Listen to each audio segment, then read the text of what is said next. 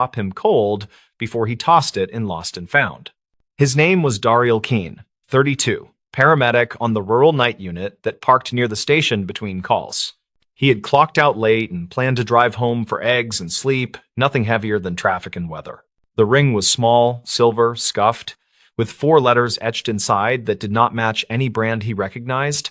He wiped it on his shirt, felt ridiculous superstition prickle his neck, then reminded himself that metal was just metal. He walked into the station lobby where the maps curled at the edges and flyers begged hikers to sign trail registers. The clerk on duty that morning was a seasonal hire named Isabel Rusk, 26, wildlife biology graduate and coffee loyalist. She wrote the ring in the inventory ledger, asked his phone number for a courtesy call, and slid it into a tray. Daryl left a note by instinct, a paramedic habit, logging time and location and weather in case someone asked later. Out in the parking lot, he replayed last night, which featured a stranded camper with mild hypothermia and a false alarm. He could not shake the ring, which was strange, because he usually forgot objects once they were filed and numbered. On his day off, he cut through town for groceries and noticed a poster at the laundromat that mentioned a missing ring. The page was sun-warped and stapled crooked, with a photocopied hand and the same 4 letters circled in black pen. The contact tear slip was gone, but a name remained that matched an old Ranger call sign he knew from dispatch.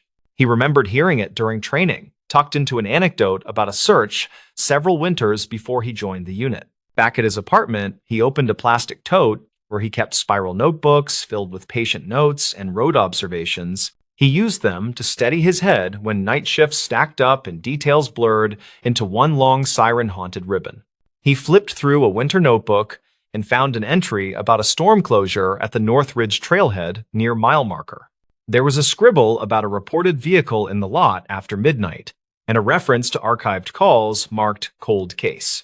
The 4 letters matched the poster and the notebook, and his stomach tightened like he had stepped into empty air unexpectedly. He told himself it was coincidence.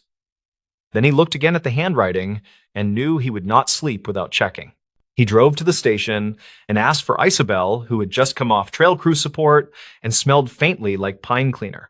She retrieved the tray, confirmed the ledger entry, and admitted that the ring already drew a call from a withheld number. The caller reportedly asked whether the inscription was intact, then hung up when she offered the standard lost property procedure. Isabel shrugged and said weird things find the station every year, then asked why he looked like he had swallowed a tack. Daryl explained the poster and his notes, careful with phrasing, avoiding names and exact dates that might tag private people. He asked whether the old Ranger call sign meant anything to her, and she frowned like a person trying to remember a ringtone. She typed on a terminal that still beeped like an old cash register and pulled up a thin incident summary from past seasons. The report mentioned a volunteer ranger named Lyle Witt, mid-40s, seen last signing out to check a flooded culvert. Witness statements suggested he turned off the main road to assist a motorist in a heavy rain that erased tire tracks. Final footage from a highway maintenance camera showed headlights near the ridge turnout, then heavy static as wind battered the lens. The 4 letters in the ring inscription matched his initials and a nickname the volunteer used on old trail day signboards. The summary ended with a note that the vehicle and the volunteer were not recovered despite grid searches and river scans. Daryl felt the room narrow, which happened to him on difficult scenes when he needed to pick the next useful action. He asked whether they ever collected personal property from that area, and Isabel said most recovered items turned up much later. She added that spring melt exposes things that winter hides, and lost metal often travels far in culverts and channels. Daryl asked to sign a witness statement, which felt strange, since his only act had been bending for a glint under a bench. He described the find with plain details, like distance from the threshold and position of the bench slats and water stains. He included the weather and the timestamp from his phone, then he photographed the ledger page with permission for his records. On his way out, he noticed a corkboard with dryer lint textures of flyers, including one about historic flood years and culvert maintenance. A little printed square described a storm nearly 20 years back that undercut the ridge road and formed a temporary sinkhole. The line about road repairs matched a rumor he had heard on overnight radio, the sort of thing callers debate between traffic updates. He took a photo of the square and wrote down the maintenance contact number, then drove home feeling like the ground rode along. That evening, he called the maintenance office and reached a supervisor named Raleigh Dim, 51, veteran of patchwork and paperwork. Raleigh remembered the volunteer by call sign and said the guy reportedly once welded a broken gate hinge on his lunch hour. He explained that the ridge turnout drained into a service culvert that emptied into an old arroyo behind a shuttered campground. He added that a private tow company once pulled an abandoned sedan from a side basin during late summer, then misplaced the paperwork. Daryl asked whether the county kept disposal receipts, and Raleigh said archived bills lived in a warehouse that smelled like motor oil. He offered to meet the next morning with access to the paper stacks if Daryl did not mind dust and swearing at faded ink. They met in a low building whose metal roof pinged when gulls landed, and Raleigh rolled out a ladder and a cart with binders. Daryl paged through invoices and found a line item for a recovered vehicle from the ridge vicinity after a storm year. The receipt lacked a plate number, which set his teeth on edge, but it listed a description that matched the volunteer's truck. A handwritten note in the margin directed the tow company to hold personal effects for a claim that never arrived or cleared. Daryl used his phone to scan the page, then asked Raleigh whether the side basin ever got dredged for heavy debris after storms. Raleigh nodded and said they tried, but the basin had pockets where things settled deep and stayed quiet until a new season. Back at the station, Isabel took the scanned receipt and added it to a folder that had begun to resemble a small case file. She called the number from the old poster just in case, and it rang to a voicemail that no longer accepted messages. They agreed not to speculate out loud, which is how responsible people hold a line between curiosity and harm to private families. Instead, they requested access to dispatch logs from that storm week, using internal email channels and precise language about inventory continuity. The logs showed multiple calls reporting a stalled vehicle and disappearing taillights near the ridge turnout around the same time. One archived call captured a voice asking if the station had a spare chain, then cutting out as thunder rolled over everything. Daryl listened and felt a human scale of time, the way a minute expands when weather takes over and simple plans collapse. He thought about why the ring would end up under the bench unless someone placed it, then pictured stormwater spreading like a net. Isabel checked the station exterior and found a grill over a drain that emptied near the bench after long downhill runs. She traced the channel on the maintenance map and saw a path from the arroyo through a culvert that cut beneath the parking lot.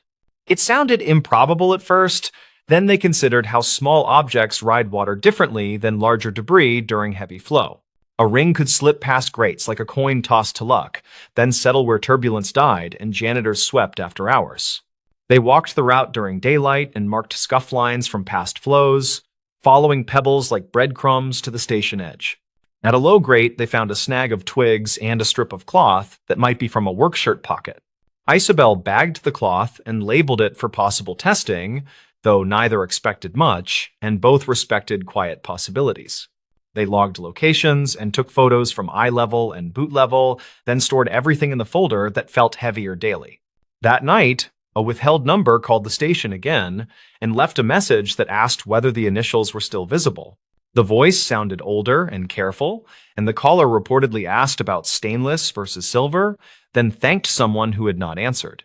Daryl suspected a relative who wanted privacy, so he did not push for a callback through caller lookup that might bruise boundaries. Instead, he asked Isabel to post a simple notice that an item was found, with identification proof required and no description. 3 days later, a woman arrived with wind-bitten cheeks and an envelope of photocopies of Trail Day signboards and old photos. She introduced herself as Marnie Witt, 50, postal clerk, and said she believed the ring belonged to someone she once knew.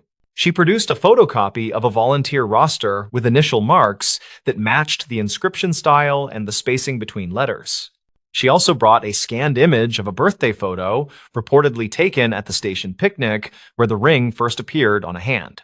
Isabel followed procedure, asked neutral questions, and requested a description without revealing any difference between steel and silver. Marnie said it was silver and scuffed from manual work, and the letters were done with a cheap engraving pen from a hardware counter. She had no interest in press or drama, only closure regarding a box of things that never found a rightful shelf at home. She did not ask about remains or rumors, and the room felt like a church hallway, with voices quietly minding the floor echo. Daryl watched her study the ring like a person watching weather, accepting change without bargaining. Then she nodded and held it close. She signed the claim form and thanked them for record keeping, then said she planned to take the ring to a quiet spot and breathe. After she left, Daryl and Isabel sat silently with a folder that could be closed even without answers that win headlines. They updated the file with non-identifying language, noting that the event remained unresolved, but an item found its probable keeper. A week later, Raleigh called to say the warehouse yielded another stack of toe slips that linked the earlier receipt to a dated work order. The order referenced a truck pulled from a side basin near the arroyo, with no occupant listed and disposal recorded after waiting periods. Daryl printed the work order and attached it to the file, then suggested a courtesy memo to the county records office for alignment. The memo included excerpts from dispatch logs, witness statements, and the inventory ledger, written plainly, without speculation or sharp claims. He drove to the turnout that evening and parked where the wind rolled downhill like a waterless river over dry grass. He stood by the newly repaired grate and imagined a ring skipping through stormwater, then settling under a bench as the world dried. On the way back, he stopped at the laundromat and saw the old poster had been removed, the staple holes still marking the cork. He felt relief and something else that did not have a tidy name, a feeling like finishing a call without losing anyone. At the station, Isabel had taped a small note above the lost and found that read, "Inventory matters, please describe details patiently." Daryl smiled because he knew how patience saved lives on ugly roads and how tiny facts often carried heavy conclusions silently. He wrote a final entry in his notebook that summarized the chain of events, using timestamps and neutral phrasing like a field report. He listed his own doubts and how they changed, which he did after tough nights, so future him remembered the shape of useful doubt. He drove home and fried eggs and left the radio off, letting the quiet fill in around the edges of the long day. In the morning, he returned to duty and checked his ambulance kit twice, then a third time, because routine confidence keeps hands steady. News never broke big from the ridge, and that felt right. Because families deserve weathered truths without strangers guessing for sport. The station kept the folder in a locked cabinet with a slip that directed any future inquiry to records with gentle formality. When Daryl parked near the bench again, he looked at the drain and thanked the design that nudged a small thing into daylight. He also thanked the habit of writing things down, because memory can bend when nights are long and calls stack like restless waves. He knew the ring did not fix the story, yet it tightened the edges enough to hold, like stitching on a torn sleeve. He decided that returning it mattered regardless of headlines, because care can look like a metal circle resting in a palm. Later, a storm rolled across the hills and the station roof hammered, but the grate held and the lot drained without drama. Daryl watched the water pass the bench and felt steadier than the week before, which is a kind of quiet rescue in itself. He thought about that last highway camera clip that cut out as wind rose, and he hoped the driver knew someone kept looking. He believed that simple custody of small objects carried weight, and he promised himself to keep taking notes when the world blurred. The next week, a handwritten thank you arrived with no return address, just a single sentence about holding grief like a stone. Isabel logged the letter, then placed it in the file where it settled beside receipts and call logs and dry photographs. They closed the cabinet gently, like leaving a campsite clean, and the station returned to business with maps and radios humming. Daryl stepped outside, breathed air that smelled like wet bark, and felt awake enough to meet the next ordinary emergency. He walked past the bench and saw nothing shine, and that unremarkable view felt right, like a road that finally held its line. The stories. Night guard who logged footsteps, no camera recorded.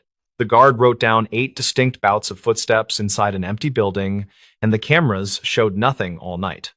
2 separate motion sensors tripped near the same hallway, yet playback displayed a silent corridor with only the exit sign glow. His name was Barrett Lorme, 42, a night security officer at a regional logistics hub off a county road. The building sat between a rail spur and a belt of trees, and the company shipped auto parts and appliances. Barrett worked the 10 to 6 shift in a brown uniform that always smelled faintly of dust and coffee. He carried a flashlight, a radio, and a phone that hooked into a dispatch line, and he liked the quiet. He had a simple goal that Tuesday night in early spring, finish his rounds and sign off incident-free by dawn. He had brought a thermos of soup and a paperback, planning to spend the downtime in the small control room. He checked the weather and watched rain move in thin sheets across the lot lights. He thought about replacing his shoes, since the tread had started to squeal on polished tile. The incident started just after midnight, when he heard measured steps across the second-floor mezzanine. He was finishing a log entry about a storm alert, and the sound came clean and steady through the ceiling. He checked camera feeds for the mezzanine, but the screens showed still aisles and palleted boxes. He grabbed his light and his radio, and he headed for the stairs with the practiced calm of routine. At the mezzanine, he found that familiar quiet hum from the conveyors, a noise that never truly stopped. The footsteps repeated behind him, like someone matching his pace near the rail that overlooked receiving. He pivoted fast, saw only empty air and a red light blinking on a camera dome. He walked the length of the aisle while noting the time, and every time he paused, the steps seemed to pause. He logged the first occurrence at 12:15, wrote down the location, and continued his route. On the next pass, he heard them again near the battery storage closet, crisp against the concrete. He spoke into his radio, more for procedure than comfort, and announced that he was investigating a possible trespass. He found the closet locked and the seal unbroken, which did not help his nerves. From the control room, recordings later showed a hallway with nothing but reflected light pooling against steel doors. The microphones in that area were old and tinny, yet they caught a faint rhythm that matched walking. The time code on the feed read 12:18, which matched his scribbled note from the clipboard. He wrote a second entry because repeated anomalies meant paperwork, and paperwork meant patience. By 1:20, the steps had moved to the long corridor past the break room, and Barrett felt the hairs rise on his arms. He had switched to his backup flashlight after the primary started to flicker, which made the hallway feel longer. He called dispatch on the archived line and requested a patrol swing through the outer lot, which sounded more confident than he felt. The dispatcher logged it and told him to stay on channel, which he did while walking slow. Around 2, the rain intensified, and the roof drums sent soft rolls through the rafters that sounded like distant carts. Barrett tried to isolate the sound by standing still, counting under his breath, then moving again. The footsteps returned with the same cadence each time, never rushing, never trailing off, like a metronome following his heel. He marked the third and fourth occurrences, and the sheet started to look like a pattern. He started to reconstruct the history of the building in his head in that practical way that guards do when bored. The hub had been expanded twice, and the mezzanine had been added after the original slab settled. A retired manager once said the second floor carried sound, strangely because the joists had been spliced during a shutdown. That small detail stuck now because odd structure often equals odd sound, and odd sound confuses cameras. He decided on an internal check of maintenance records, so he dug into a filing cabinet near the back wall. He found a binder labeled Floor Vibration Studies, stamped with a date from 2009 and signed by an engineer. He skimmed line items and saw mention of a resonance under certain loads and a recommended brace that was never installed. He took a photo on his phone, more habit than plan, then heard the steps again behind the door. He opened the door fast and swung the light through dust and metal shelves, and nothing moved. He stepped inside, closed the door, and waited until the air felt heavier, then walked, which pulled the sound along like a shadow. He spoke low into his radio and said, "Test." And he heard a soft reply through the ceiling that sounded like his own voice. He marked the fifth occurrence, then circled the time twice because the echo trick felt wrong. Barrett called the shift supervisor at home, a man named Gilles, and left a calm message. He explained that sensors popped twice, cameras showed clear, but audio suggested movement that matched his pace. He asked permission to halt one conveyor and test the mezzanine with the motor silent, since noise masking can complicate readings. He set the phone down and sipped soup while rain hit the window like static. The lot patrol rolled in at 2:30, and a deputy named Ames checked doors with a bright light and gentle humor. Ames wore a jacket that looked older than the car, and he liked to tease Barrett about hobby detective work. He came inside, listened near the break room, and heard the steps when Barrett moved, then nodded like a man hearing an old song. He wrote a short note on a card and suggested they check the time sync on the cameras. Barrett pulled up the system configuration, and a small detail finally jumped out where he had not looked. The network video recorder had synced to a time source that shifted during a recent firmware update. The correct setting had moved to a secondary tab, and the cameras were drifting a minute and a half slow during overnight resets. He compared timestamps against the dispatch call log, and the mismatch explained one gap, but not all gaps. He pulled out old handheld footage from training drills, which he kept on a thumb drive for new hires.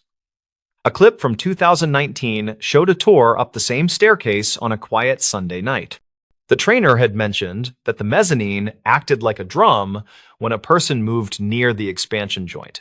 In the background, steps mirrored the instructor in perfect time, and the camera, pointed into the void, recorded nothing but sound. Witness statements from shipping staff added another layer. Since people love to tell small tech stories when asked kindly, a forklift driver said the mezzanine cameras had been moved 2 years earlier after a near miss with a swinging hoist. The new angles covered the rails and aisles, but created a narrow dead zone where a parapet shadow swallowed detail. The guard had never noticed because no one had reported anything in that exact strip. At 3:15, Barrett and Ames did a careful test. Treating the building like a patient with a stubborn cough, Barrett walked 5 paces, paused, walked 5, paused, and Ames watched monitors and marked everything on a yellow pad. The audio track caught consistent taps that matched the shoes, and the video showed an empty frame right where the parapet shadow lived. The dead zone was only 3 feet wide, yet it covered the spot where the resonance amplified best. They tried the same thing with the conveyor powered down, and the pattern grew clearer and less masked. Without the motor hum, the sound felt sharper, as if the building had pulled back a curtain, yet the frame still looked clean. Ames snapped his fingers and said, "That right there is our ghost. If a ghost paid rent and liked stairs." Barrett smiled without meaning to, then told him he would still file the incident by the book. He went back to the maintenance binder and took a second photo of a page about a brace that was never installed.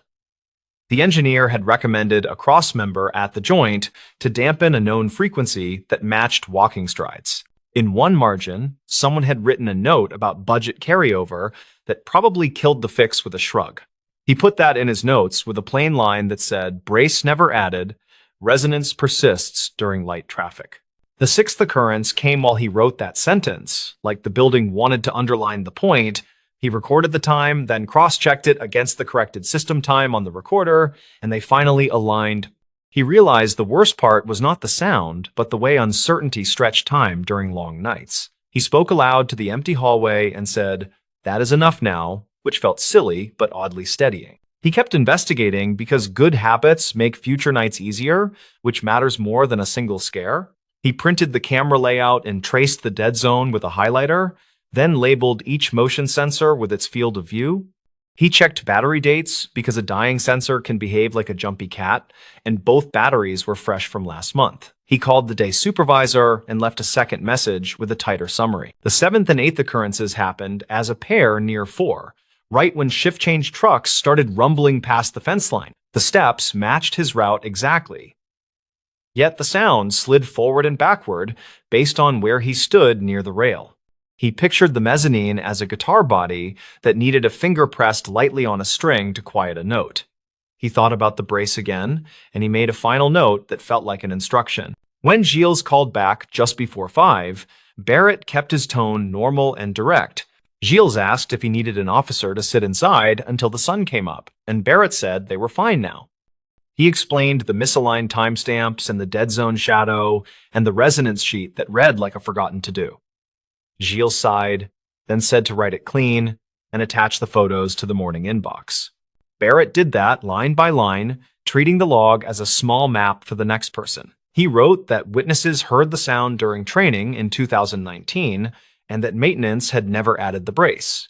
He wrote that the camera angles needed a minor shift to close the dead zone near the parapet. He added that the network recorder needed a corrected time source to prevent drift during overnight resets. He included a note about the patrol deputy who observed the sound and saw clean frames. Because outside eyes help, he kept the language careful and dry, avoiding drama, sticking to facts he could show later without wobble. He attached phone photos of the binder pages, the highlighted camera layout, and his clipboard entries that matched the sensor alerts. He finished by recommending a temporary closure of the area until the brace could be installed. Sunrise cleaned the edges of everything, and the building felt ordinary again, which was a relief, he did not say. The rain slowed, and a gull rode the wind over the rail spur, which made him laugh at himself for being jumpy. He locked the mezzanine door and placed a bright cone at the landing, because simple signals beat superstition every time. He poured the last of his soup into a paper cup and let the steam warm his nose. When the day shift filed in, Barrett handed the report to the receptionist and nodded to the warehouse lead. He told the lead to keep people off the mezzanine except for essential work, and the lead agreed with a tired salute. Ames waved from his car and drove off with the easy confidence of a man satisfied by a solvable problem. The place returned to its ordinary clatter, which was the best sound in the world that morning. In the weeks that followed, the company installed the missing brace and retuned the camera angles by a small degree. A contractor ran a new line to the time source, then logged the change and initialed the tab with a neat signature. The steps never reappeared in the same way, according to follow-up notes and archived calls from later shifts. Barrett replaced his shoes and kept working nights, because quiet had always been the goal. If anyone asked about the story, he told it straight, and he never padded the edges to make it spooky. He said that buildings remember their mistakes in the shape of their echoes, and a cheap fix can teach a loud lesson. He said that cameras can lie without malice if someone nudges their clocks or points them an inch left. He said that good logs can save an hour of fear, which felt true every time he wrote a line. By summer, the mezzanine felt like any other walkway. Not a drum, not a stage, not a mirror for footsteps. The report lived in a drawer with other small sagas of night work, each one patient and plain. Barrett liked that the truth did not need big words or legends, just careful notes and people who read them. He had found the sound and given it a reason, and the reason made the building quiet again. The stories. This abandoned cabin is a warning trap in winter. The old cabin beside the county line looks empty from the road during storms. Yet a warm porch light appears. Drivers aim for it when whiteout wipes the world, because a light means shelter, or at least a neighbor. Rhea Calder is 36 and works as a county snow operations supervisor, and she keeps a spiral notebook of storm anomalies. She shows up before dawn, checks blades and salt loads, and marks complaint calls with a thin blue pen. Her goal this morning is simple.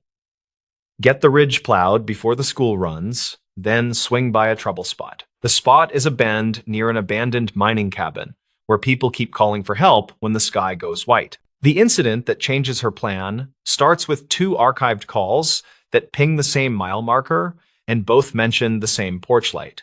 The first caller said the light flicked on like someone waved them in, and then their SUV sank past the axle in drifted powder. The second caller said he saw reflective stakes like a private driveway, and he trusted the stakes and followed them in. Rhea drives out with a plow and a county ranger, and the wind pulls spindrift across the hood like milk. She idles beside the bend, then walks the last stretch on a packed lane that should not exist. The lane is narrow, precisely the width of a small plow, and the snow on its edges shows a scalloped bite that her crews do not leave.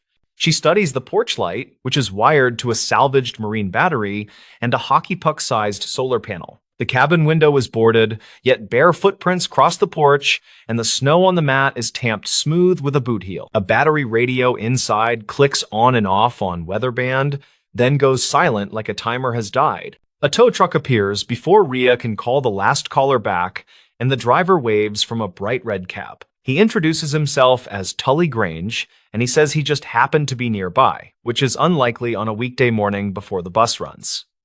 He backs toward the trapped SUV with a practiced arc, then stops when Rhea holds up a hand. "This is county equipment," she says. And he shrugs, then says he can wait in the pullout. She notes the pullout was not there last week, because she passed here in a smaller storm and saw only brush and drift. The fresh gravel under his tires is a tan quartz blend not used by their supplier, which her crews call peach pit gravel because it stains gloves. Complication lands in small details that refuse to match, and details are the only honest witnesses in bad weather.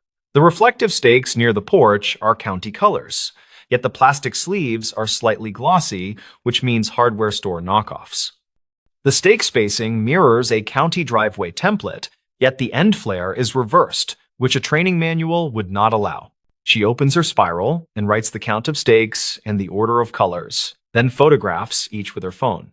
The ranger sets a trail camera on a fence post, angled at the bend, and another on the porch beam, both tagged with the hour and coordinates. Rhea pulls a corner of the mat and finds 2 zip ties and a clipped wire, both wet from this morning, not last week. Investigation moves step by step when the storm pauses and the phones ring less, so she visits a gas station near the turnoff. The clerk says a red tow truck fills up on calm days and buys coffee for anyone who mentions the cabin. A retired school bus driver named Lauren Ibarra stops for a paper, and he says he saw private plow tracks peel off before the storm, then vanish in wind. She requests dispatch logs for the past 3 winters and filters for that mile marker, then highlights clusters that pair with heavy snow. Callers mention the same porch light, the same reflective stakes, and the same quick tow arrival, which dispatch marks as helpful. She watches a dash cam clip from last month where the light clicks on as the hood swings left, then the video ends with a soft crunch. Archived calls from 2021 mention a ham radio voice that says shelter is nearby, and then silence like a squelch cut. A volunteer firefighter says in a witness statement that the cabin used to be a safety cache and now nobody claims ownership. A Forest Service mail thread she prints at the office says the cabin fell off the map after a boundary change in 2019. Rhea returns with 2 crew trucks and a trooper who knows every rancher along that ridge, and they wait for nightfall. A thin moon slides behind blown cloud, and the porch light pops alive at the first gust, soft and steady like a welcome sign. A compact pickup rolls up from the far side with its lights off, then a figure hops out and crouches at the porch corner. The ranger whispers that the figure holds a small remote, and the light changes from dim to bright after a thumb tap. Rhea steps forward and says, "Good evening," and the figure bolts toward the pickup, then slips where the packed lane meets churned gravel. The trooper covers the exit with his lights, and the pickup idles in a pool of steam, and the figure surrenders with hands up. They identify him as a subcontractor to Grange Recovery, and his jacket pockets hold a keychain remote and 2 spare batteries. Zip ties match the ones under the mat, and a roll of reflective tape matches the stakes, which are cut to driveway template lengths. He says he was only maintaining a safety light and keeping the lane open, which is not a service the county requested. Rhea stays methodical, because motive hides under habit, not speeches that arrive too fast. She asks where the gravel came from, and he says a supplier in the valley, yet the receipts in his glove box show a hardware warehouse 2 counties south. She asks why the radio trips a loop on weatherband after the door opens, and he says it helps people feel calm. She compiles a timeline that starts with a bridge closure 3 winters ago, which pushed navigation apps toward this county road. Drivers used the cabin light as a wayfinder during whiteouts, while their maps insisted the bend belonged to a safe connector. The subcontractor and a partner groomed a false lane with a small plow, then dragged a lure line past the porch to a drift. Vehicles followed the stakes and the shine, then sank where the wind always filled the cut, and then a tow contract appeared fast. The subcontractor had a scanner tuned for dispatch, and he shadowed snow squalls, then nudged the light when a hood turned. The porch light served as both promise and bait, a warning tone that pretended to help while herding people toward trouble.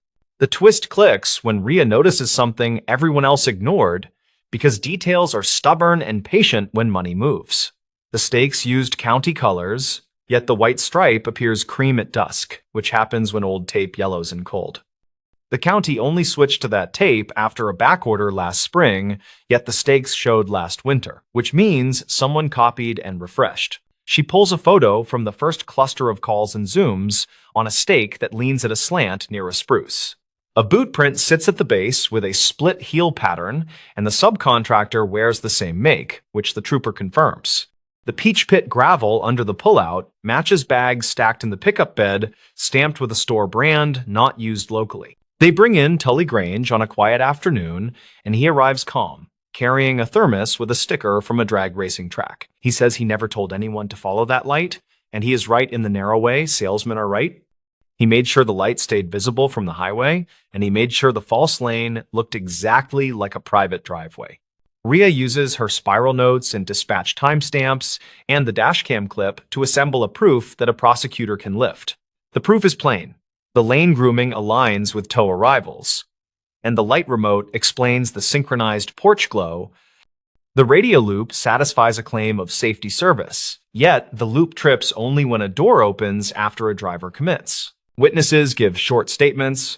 A school custodian says he saw stakes in a truck behind the parts store, and a rancher remembers a trailer loaded with gravel. A hardware buyer confirms past orders of reflective sleeves and tape in county patterns, then prints invoices with dates that match storm weeks.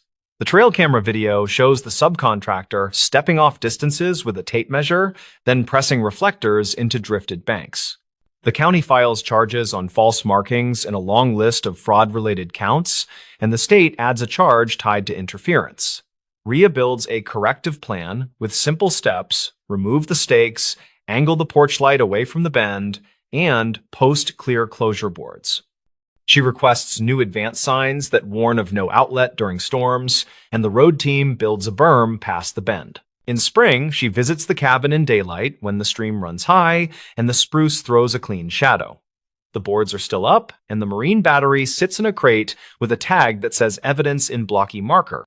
She writes a last page in the spiral: cabin neutralized, tow arrivals normal, and local drivers back to watching the sky instead of a lure. She keeps the dashcam clip on her work desktop as a reminder of how easily stressed people choose the first light they see. She writes a line on a training slide: never chase glow in a whiteout, choose distance markers and windbreaks and patience. She speaks at a town meeting using plain words, then thanks the bus drivers and the ranch hands who notice small things that save bigger things. According to a statement filed later, the subcontractor said he borrowed the idea from a forum where recovery outfits shared winter tips. The forum is archived now, and the thread title mentions hazard magnets, which makes her jaw tighten in a quiet office. She forwards the archive to a state liaison, then shuts her laptop and listens to the heater tick inside the shop. 2 winters later, a driver who once followed the light sends the department a short letter with a photo of the bend in Sunday. The letter says, "Thank you for fixing the trap, and thank you for posting signs that speak like a human, not a brochure." Rhea pins the photo on the bulletin board and draws a small check beside the mile marker on a laminated map. The cabin still stands, where the wind stacks powder against the wall, and a jay hops along the porch rail after a thaw. People talk about that porch like a lucky star in a bad stretch. Yet the real luck was a person with a notebook. A false beacon is a cruel thing in winter, and the fix was not a heroic beatdown, only careful eyes and a stop. She drives past when each first snow begins, then checks the berm and the markers and the culvert past the spruce. The road hums under studded tires, and the bend looks like any other bend in a county full of the same bends. She knows a trap can wear a smile and a soft bulb, and a warning means nothing unless it points away from harm. The old cabin still looks empty if you do not look close, and light can lie when money needs help.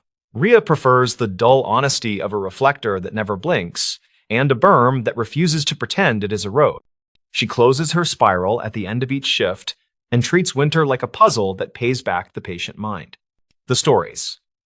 Why this abandoned cabin had alleged proof in drywall. The story kept circling a single point about an empty cabin and a word written behind drywall. People called it proof. They did not agree on what it proved, but they repeated the word until it sounded heavy. Renata Vale was 36 and worked as a county property assessor who handled delinquent parcels. She drove a faded sedan, kept a folder of index cards, and listened to dispatch traffic. On a late spring morning, she headed to a decommissioned fishing road where a tax sale cabin sat empty. Her goal was simple and boring, which was to document storm damage before the auction and verify the interior. The cabin stood near a shallow creek with boards turned gray and a porch sag bent toward the dirt. A rusted mailbox leaned near the gate, with paint scabbed off and a number grit filmed over. Renata took photos for the file. Then she checked the back door where a hasp hung, but the lock was missing. She logged the broken hardware as prior damage, then stepped inside while the floor pressed its complaint. The incident began as a sound that did not fit the room, and then a sight. A sheet of drywall in the front room had a patch that sounded hollow when tapped. The panel was bright white against tobacco walls, and 4 black screws sat too straight and clean. She noted a faint dust halo around the joint compound, which looked newer than the rest by many years. She started a routine sweep while recording voice notes to keep the chain of events tidy. The stove held a nest of brittle twigs, the fridge was gone, and a thin mattress lay folded. Renata kept moving and counted outlets, then paused at the patched panel again. Her notes said the sheet brand looked like a type common after 2010, not the 1980s era expected here. 2 neighbors drifted by while she worked and gave versions that agreed on mood, not detail. A ranch hand named Cleo Vargas recalled sirens and smoke from 1998 when a fire line whipped through. Cleo said a man who stayed here left in a hurry and never came back, and people held a fundraiser that winter. A grocer named Benito Lake remembered men in a county truck replacing a little window about 2012, though he admitted the year could be off. Renata took their names, then asked if anyone else checked the cabin in recent years.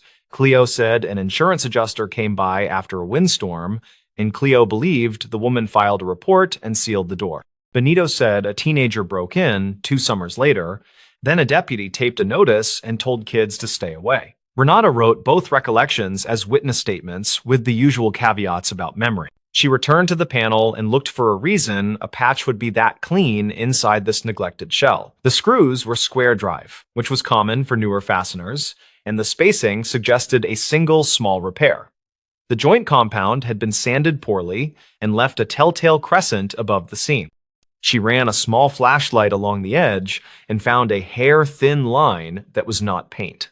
Her job did not include prying open walls without cause, so she called her supervisor and explained the condition. He told her to capture more context and check permits, then hold off on any invasive step until the records search. Renata agreed and left the cabin to sit with her laptop in the car while the creek talked its small talk. The county database was a stubborn thing that offered results if you knew how to ask without being greedy. She entered the parcel number and found a series of tax liens followed by a default. The permit history showed 2 entries worth attention. First, a window replacement request filed 2011, then a drywall materials purchase noted by a grant program 2015. The second entry surprised her, since the grant was designed for weatherization, not interior repairs. She cross-checked the vendor list and saw a receipt from a hardware store 3 towns away. The purchase line item said half-sheet gypsum and screws, with a date in early summer 2015. A note mentioned a volunteer crew and a case number from the sheriff office. Renata paused and rechecked the address to make sure she was not mixing properties. She downloaded everything, then called the sheriff records clerk and asked if the case number could be viewed. The clerk said the report was open public information because it involved property maintenance hours completed after a welfare check. The description said a deputy supervised a group that boarded a back window and patched a hole where a wood stove pipe had been. The deputy name was listed as J. Kravitz, with a badge number and a contact line. Renata called the number and reached a retired deputy, who answered his phone with a dry voice and correct dates. He remembered standing in that cabin while a volunteer placed a sheet over a hole, and he remembered the neighbors bringing lemonade. He also remembered boys laughing because someone had drawn a cartoon in dust above the refrigerator space. Renata thanked him and asked if any record included interior photos from that day that could be released. Kravitz said he took 3, which he felt comfortable sharing if the clerk confirmed the release path. The email reached her 10 minutes later, with 3 small images showing a too-clean patch, a bent stovepipe, and a blank wall. The timestamp read 2015, with an hour that matched late afternoon shadows. Renata zoomed in and saw the same screw pattern she had just seen in person. She returned inside with a copy of the email printed, which satisfied her need for a pre-image before touching anything. She recorded a video on her county phone, then gently ran a utility blade along the painted seam and loosened the small patch. The square drive screws turned with almost no resistance and dropped into her pocket. The board came free and showed the backside marked with pencil lines. There were two words in block print near the center, and a string of numbers that looked like miles or hours or both. The words read, "Tell Mara," then below them, a date in words that matched late summer 2015. A thin arrow pointed toward the upper corner, where someone had tucked a sealed plastic bag with a micro SD card. Renata did not touch the bag, since she already had more than enough cause to stop and phone this in. She stepped back and spoke to her phone, as if it were a witness who needed comfort rather than patience. She said she had an evidentiary find, likely tied to a case report from 2015, and she described the board condition. She then called her supervisor and said she would hold position and request a deputy to document chain of custody. Her voice felt steady, which helped, and the creak still talked. The responding deputy arrived from the nearest substation and followed a familiar script at a deliberate pace. He photographed the panel, bagged the micro SD card, then requested a second unit to confirm signatures. He also asked Renata to repeat her steps for his body camera, which she did, and her voice stayed calm. He wrote "Tell Mara" in his notebook and underlined the date, then asked about any person by that name in the area. Cleo returned when he saw the cruiser and stood at the fence with a careful expression that suggested curiosity and worry. He said a woman named Mara used to work at the gas station near the highway, and she moved inland after the big fire. He believed she dated the man who once stayed at this cabin, whose name people rarely said anymore. Cleo said the man had a brother who fought with him over debt, which was rumor, and old rumor at that. Renata kept the witness statement straight and did not chase speculation, because theory makes friendly noise but muddies facts. The deputy asked dispatch to check archived calls around late summer 2015 for any mention of the station or the creek. Dispatch later replied that an incomplete emergency call pinged a tower near the old highway with a man's voice saying "wrong truck" before the line died. The call was never connected again, and the dispatch note listed a response that found nothing conclusive on the road. The investigators gathered all of this and began to lay a clean map of what the drywall might mean. The board was patched during a small volunteer day led by Deputy Kravitz, who remembered no note then because the drywall face was clean. The writing was on the backside, so whoever wrote "Tell Mara" likely wrote before installation or wrote during installation and then faced the board inward. The micro SD card fit the same logic, since it had to be tucked away before final screws. The sheriff tech opened the bag carefully and previewed the card on a laptop while Renata stood near the doorway. The card held a few small files and one audio clip that was less than a minute long, with a man breathing hard. A voice said "Mara." Then there was a scrape sound. Then the voice said, "Wrong truck? Check mile marker 12. Then silence. The text said the file metadata matched a late summer date, 2015, which matched the pencil note. The deputy asked Benito about mile 12, and Benito said a vanished reflector stood near a turnout everyone used for tire chains. He said the place was not on maps, but everyone knew it by a crooked pine and a faded mile stencil. A second unit drove there and found an old-cut bank with broken bottles and a rusted number plate choked by vines. That team then called for a grid walk and a metal sweep, which turned up a torn piece of a license frame. County records later produced an abandoned truck report filed by a salvage yard in early fall 2015. The report said a pickup had been moved by a private tow from a turnout before a storm and later sold for parts. The tow ticket listed a different mile marker by mistake, likely copied wrong by the driver, and the ticket names were hard to read. The salvage manager admitted their clerk sometimes took shortcuts with paperwork when storms crowded the yard. A detective interviewed the retired tow driver and asked for his memory of the pickup and its condition after the call. The driver said he remembered an empty truck with a broken rear glass and a tarp inside that smelled like gasoline. He said two men met him at the turnout and pointed to a path, and he signed a work order that he no longer had. He said he remembered a gold wedding band on a chain near the shifter, which he placed in a cup holder out of caution. The audio clip and the drywall note nudged the case from rumor to a timeline that had context and checkable waypoints. The incomplete call in 2015 used the words "wrong truck," which matched the audio and echoed through dispatch records. The mild repair day in 2015 created a perfect stage for a message that only a future visitor might find. The instruction tell Mara suggested the writer knew a specific person would eventually hear about the cabin again.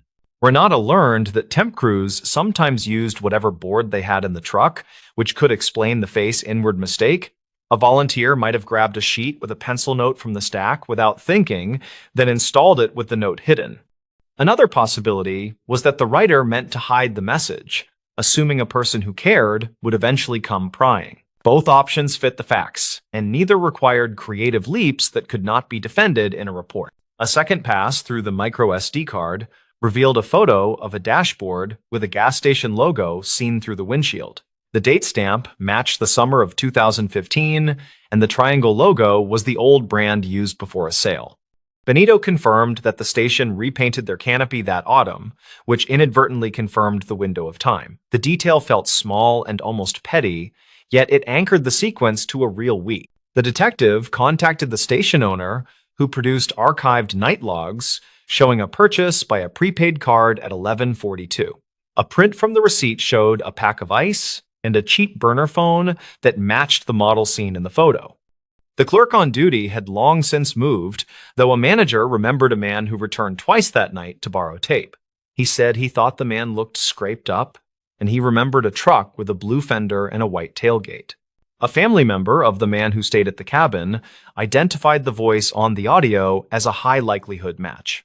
They provided an older voicemail that had similar breathing patterns when the man climbed hills for fun on weekends.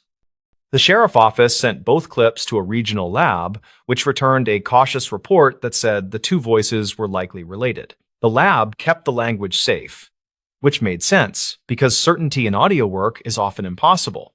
The drywall word itself caused arguments in corners where the story traveled faster than any memo could hope to move.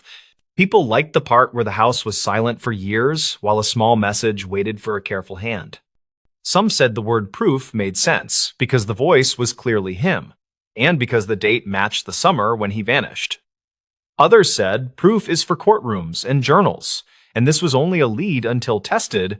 Renata held her own view, which was that houses keep small time capsules without meaning to, and sometimes that matters. She had seen children's names carved into baseboards under carpet and grocery lists folded under a sink.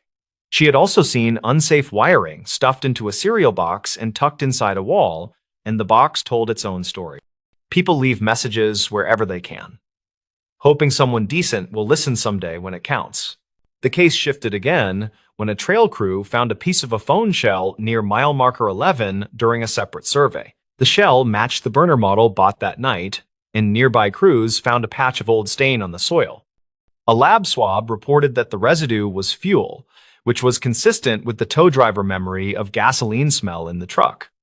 A chain of steps formed that linked the turnout, the audio clip, and the tow yard path.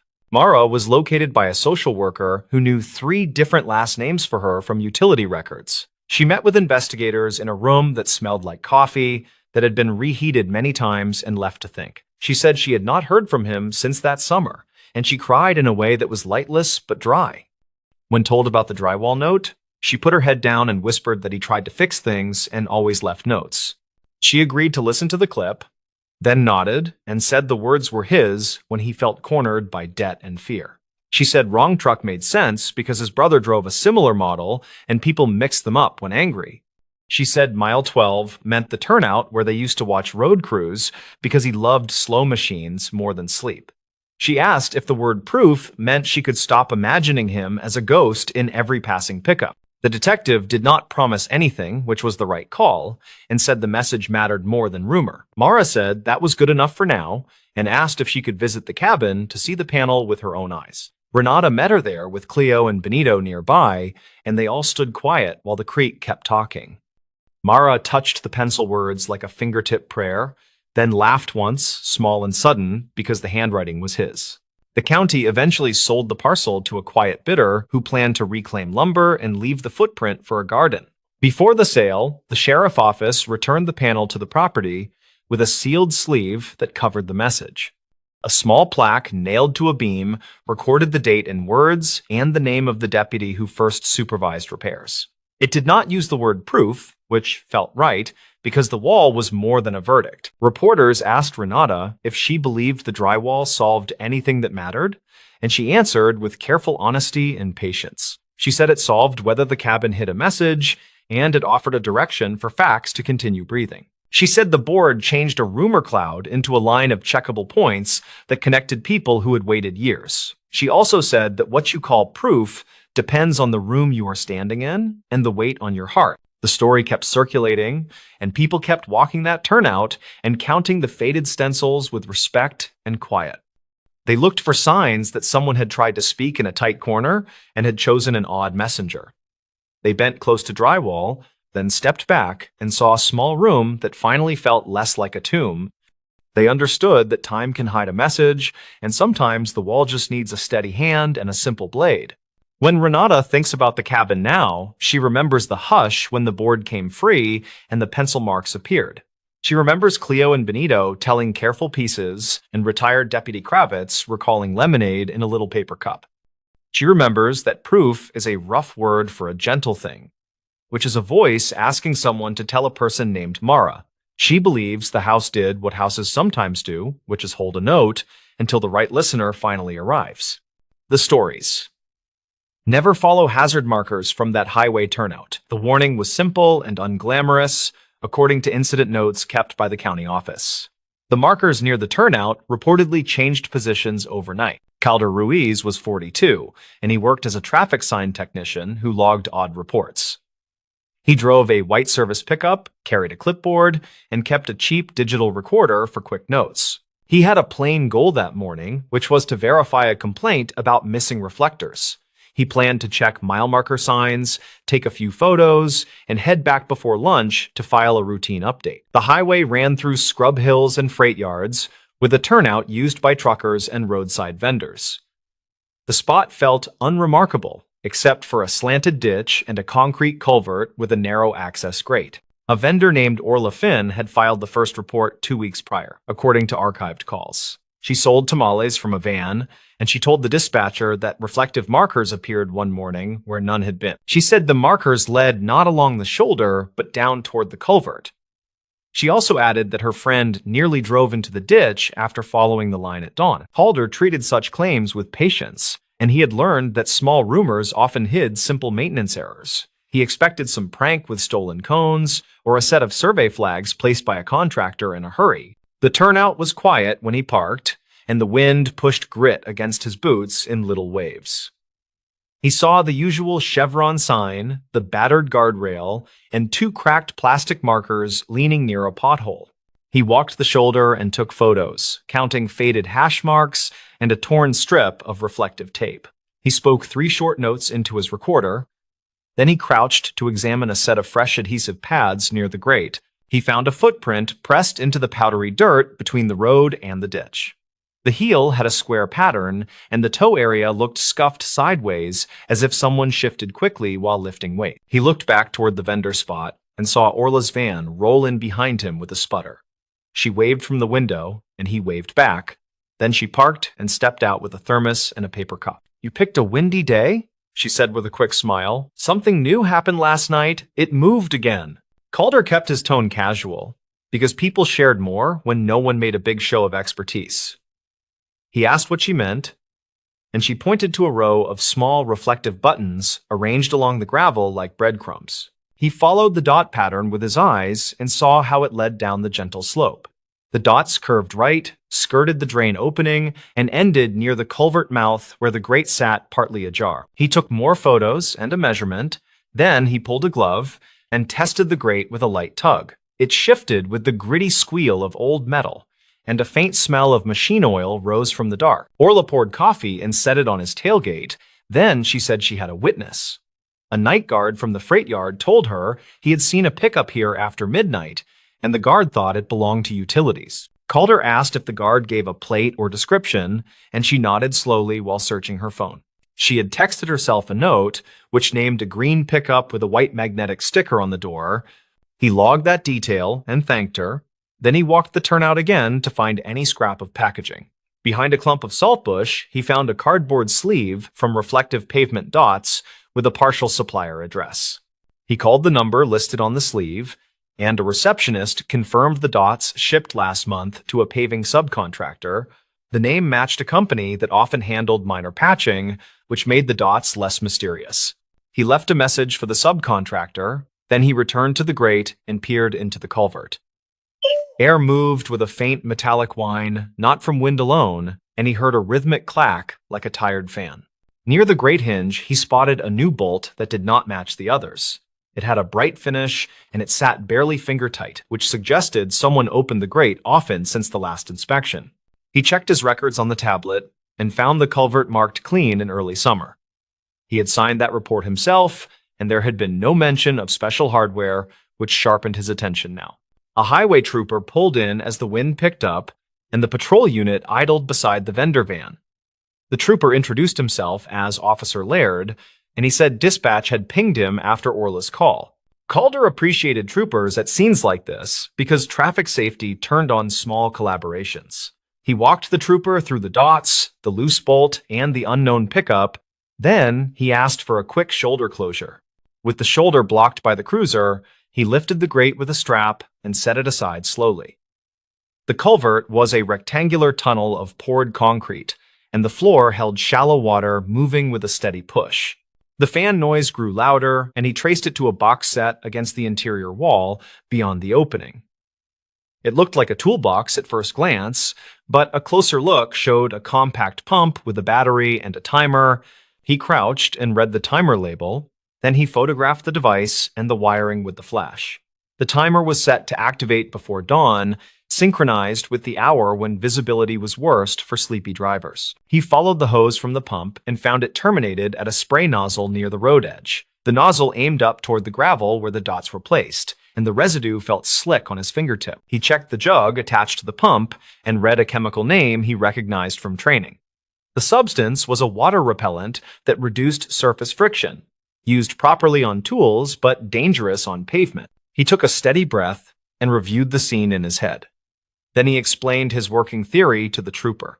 The device primed the slope, the dots guided a vehicle, and the grate could be forced to swallow a wheel. They followed the nozzle line up to a small clamp on the guardrail where a cable tie held it steady. The tie was new and left trimmed too cleanly, which suggested a practiced hand rather than a careless prankster. Officer Laird called the county investigator, and the call log later showed the time in clean figures. While they waited, a long-haul driver pulled over and asked if the turnout was open, then decided to keep moving. Calder returned to the footprint and photographed a few more impressions, each with the same square heel. He then found something half buried near the chevron post, which turned out to be a white magnetic door sign. The sign had faded letters that once spelled a bland utility name, but the adhesive edge smelled fresh. He wrapped it in a trash bag and placed it gently in a plastic bin from his truck. The county investigator arrived with a camera and a calm voice, and she listened without interrupting as Calder summarized. She then asked Orla about the near crash, and Orla mentioned a delivery van that swerved at dawn.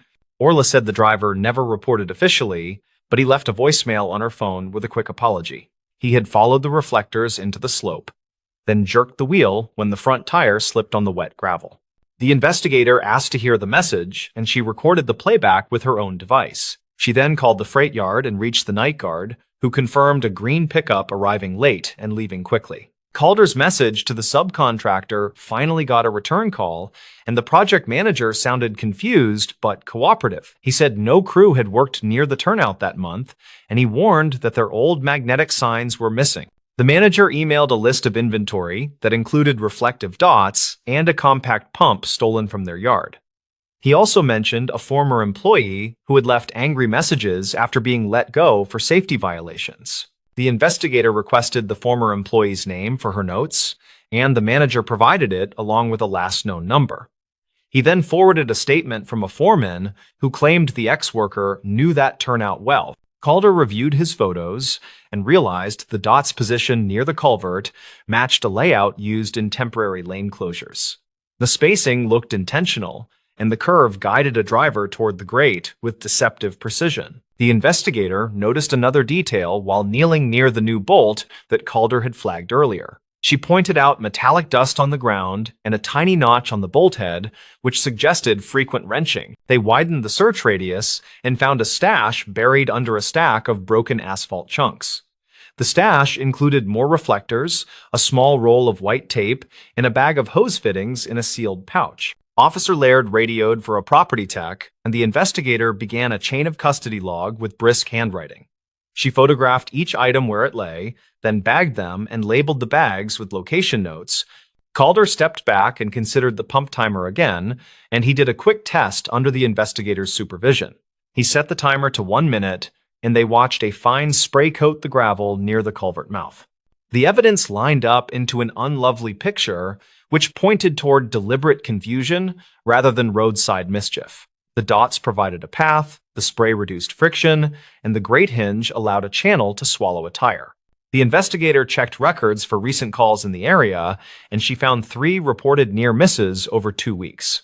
Each call described a vehicle that skidded near the turnout after dawn, then regained traction and drove on. A parts receipt tucked beneath the stash added another strand. When the property tech unfolded it slowly, it listed a specialty bolt from a hardware store, and the timestamp lined up with one of the near-miss mornings. They visited the small hardware store after finishing the scene, and the clerk remembered the buyer by a tattoo. The description matched the former employee, and the clerk said the man paid cash and spoke little. Back at the office, Calder compiled his notes into a clean sequence with times, names, and small physical facts. He attached his photos, transcribed his brief recordings, and wrote a neutral summary that linked each item carefully. The county forwarded the package to a regional unit that handled roadway tampering cases with quiet focus. An investigator from that unit later contacted the former employee and documented a series of shifting explanations. According to a summary circulated at the end of the month, the former employee eventually admitted visiting the turnout. He claimed he had tried to stage a demonstration after a contractor dispute and insisted no actual harm was planned. He reportedly said the pump could not spray enough to cause a skidding hazard, which the unit's test disproved. He also denied placing the dots in a guiding pattern, a claim that failed against the measured spacing in photos. The regional unit issued a safety bulletin that recommended a simple phrase for public messaging about turnouts. The phrase advised drivers not to follow hazard markers from unusual positions near unlit exits or drains. Calder returned to the site after the bulletin, and the grate had been replaced with a fixed hinge and locking bar. The guardrail had fresh bolts, and the vendor spot held 2 official signs warning drivers to stay on the paved shoulder. Orla waved him over and handed him a tamale wrapped in foil while the wind finally calmed. She thanked him without ceremony, and he nodded and said the county would keep checking until the simple things stayed simple. He took one last set of photos for the file and listened to the highway hum roll across the ditch. The turnout had the same bones as before, yet it felt steadier now that the false path had been cleared. He thought about how easily people trusted bright markers on dark mornings when coffee had not quite landed. He knew most hazards were loud and obvious, while the quiet ones sometimes wore official colors and waited patiently. On his drive back, he passed a truck that drifted within its lane before settling, then held straight. He pictured the old dots pulling a half-awake driver toward the grate, and he felt a small knot loosen as he drove on. He filed his final report that afternoon with a measured tone that kept opinions out and observations in. He wrote that a set of reflective markers had been used in a misleading arrangement, and the arrangement was removed. He included a note that the pump residue had tested as a commercial water repellent, not a generalized automotive fluid. He added that the timer settings matched the period between first light and morning shift changes at the yard. The county closed the work order 1 week later, and the regional unit kept its file open for a while. The bulletin stayed pinned in the break room, and the phrase looked unremarkable unless you knew the ditch by that turnout. That plain warning lingered in Calder's thoughts during other jobs, and it shifted from words into a quiet habit. He looked twice whenever he saw improvised markers, and he checked drains with a hand on the grate and patient care. He sometimes drove by the vendor spot after long days, and Orla handed him coffee when he stopped. They both watched trucks push through the wind, and they listened for the honest sounds of tires on dry gravel and clean concrete. The story never made headlines because nothing sensational happened after the pump and the dots came up. The value sat in the absence of trouble, which rarely draws a crowd, but often saves one without applause. He knew the record would sit as a small case inside a larger folder, tucked behind more dramatic files. He also knew that simple markers could pull people off course when placed just slightly wrong, which was worth remembering. The highway kept moving as seasons turned, and the turnout kept its ordinary shape with stubborn consistency. The grate did its job, the guardrail held, and the only markers were the ones meant to guide travelers safely home. He set his clipboard on the passenger seat and rested his hands on the wheel before starting the engine. He preferred the humdrum truth that a fixed bolt and a clear shoulder could turn danger back into routine ground. He drove away without ceremony, and the afternoon sunlight threw short shadows across the service road. The sign on the vendor van flickered in the breeze, and the turnout stayed quiet as the wind lost interest for now. The county would return for inspections according to schedule, and a simple rule would ride with the crews. They would never follow hazard markers from that highway turnout, and they would check who had placed them and why. The stories. The quiet truth inside that coastal hospital wing. The hospital sat 2 blocks from the water, and the wing that faced the inlet stayed quiet through every busy shift. People joked about the sea air, then lowered their voices near that corridor like sound itself preferred to drift away there. On a mild spring morning, Leora Penn showed up with her coffee and a checklist, planning to finish safety checks before lunch. She was 34, and she worked as the environmental services supervisor, which meant she tracked odors, stains, leaks, and things nobody wanted to notice.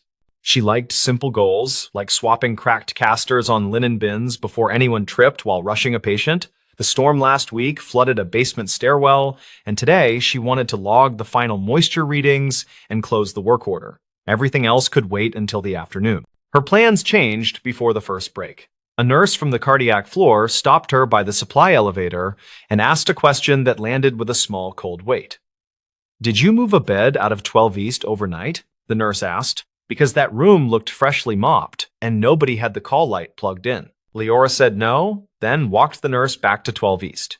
The room held a made bed, smooth as a catalog photo, the kind of smooth that usually meant empty or staged.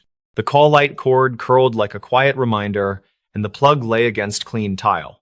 The monitor cart blinked in standby, which was normal if a discharge happened, which the board said had not. She pulled her phone and checked the overnight service log. The log showed a water alarm cleared at 3:12, plus a linen delivery at 3:28, and the standard generator test at 3:30. Nothing about a bed move. The floor techs had signed off at 4, which tracked with the rotation. She felt the wing hush in her ears as they stepped into the hall. The hush was not spooky, just oddly firm, like the sound of a theater after the speakers cut. She remembered 2 other techs mentioning the same hush months ago, which she had written down as acoustic weirdness from the renovation. The walls from the pre-1980 edition met the newer drywall at shallow angles, which could bend sound enough to make a whisper vanish. The nurse pointed down the corridor toward rooms 14 through 20, which were half full after the storm transfers. "You ever notice the alarms sound softer here?" she said, "even with doors open?" That question turned a small worry into a task. Leora thanked her, then called Rafi Soto from facilities, who was 41 and worked nights on chillers and pressure monitors. Rafi said he could meet her after he ran a test on the pharmacy air handlers. She told him 12 East first, and to bring his handheld sound meter. While she waited, she checked the housekeeping closet and found a single wet mop hung wrong side up, which bothered her more than it should. The rag bucket held 5 clean tags, which meant 1 tag missing. She counted cart liners, then photographed the tag numbers, then texted her team group, which answered with the usual thumbs and jokes. Rafi walked in with his meter and a grin, then lost the grin when he heard the haul. He held up the meter while a monitor alarm chirped in room 16. The reading was lower than upstairs by real points, not just a little. He tried the code blue test switch on the mock panel, and the hallway speaker tone sounded like a phone in another apartment. They stood there for a quiet minute that stretched. She felt the cool push of air on her ankles, like a vent trying too hard. Rafi crouched and checked the gap under door 18, then looked at a ceiling return. "This wing was set for negative pressure during a flu surge," he said, "and someone forgot to return the dampers. that could pull sound into the duct runs. They both knew sound should not disappear completely, and hospital speakers had their own lines, but the observation mattered. Leora asked if maintenance logs showed damper positions. Raffi said the old building used manual marks with paint dashes after a storm, and sometimes those faded. He called his lead, who checked archived notes from winter. The notes reportedly listed a temporary negative pressure setting for isolation overflow and a reminder to reset after discharge. The reminder had no follow-up check line, which could be simple human miss and not a cover for anything worse. Still, the room felt staged wrong. Leora walked back to 12 East, then took photos of the made bed from 3 angles, partly habit, partly evidence. She opened the closet and found a folded patient gown without a size sticker, which was nothing by itself. She checked the Sharps container seal, then stepped into the bathroom and looked at the floor drain for silt patterns.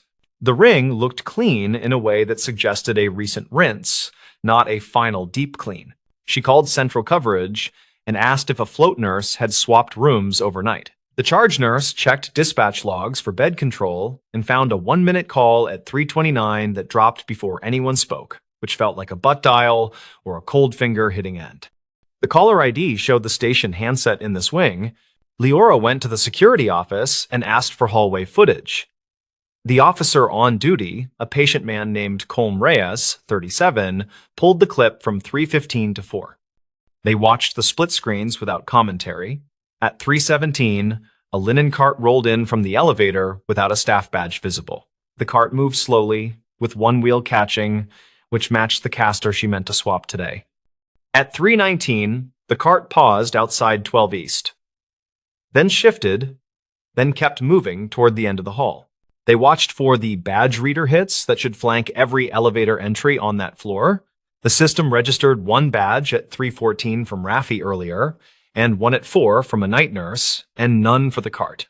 Colm explained that carts come up with drivers who badge at the service basement, then sometimes ride with a different staffer when floors swap loads.